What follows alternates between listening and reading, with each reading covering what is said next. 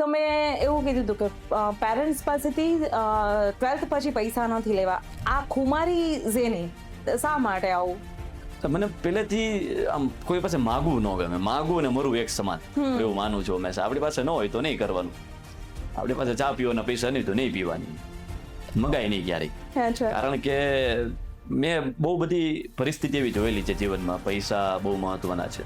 તો નક્કી એવું હતું કે પૈસા કમાવા છે. મારો મૂળ આમ મોટો પૈસા કમાવાનો હતો કે ભાઈ પૈસા આમ પ્રચુર માત્રામાં કમાવા છે. ક્યાંથી આવે, કેવી રીતે આવે, કઈ બ્લેન્ક. પણ મને ઘરેથી પહેલાથી જેવું આમ માહોલ, અમારા ઘરનો માહોલ એવો કે બિંદાસ, મને કોઈ રોકવા ટોકવા વાળું નહીં. ઘરેથી મા બાપ એકદમ ફ્રી માઇન્ડેડ, બિંદાસ આમ.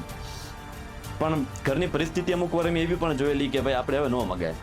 20, 22, 25 વર્ષના તમે હોય ને તમે મા બાપ પાસે પૈસા માગો કેવા લાગ્યા? તમને ભણાવી ગણાવી તો દીધા, હજી તમે દર મહિને એમ કે મને પોકેટ મની આપો. હવે પોકેટ મની તમારે એને આપવાની. 20, 22 વર્ષ છોકરા યુથે સમજવા જેવું છે. મા બાપ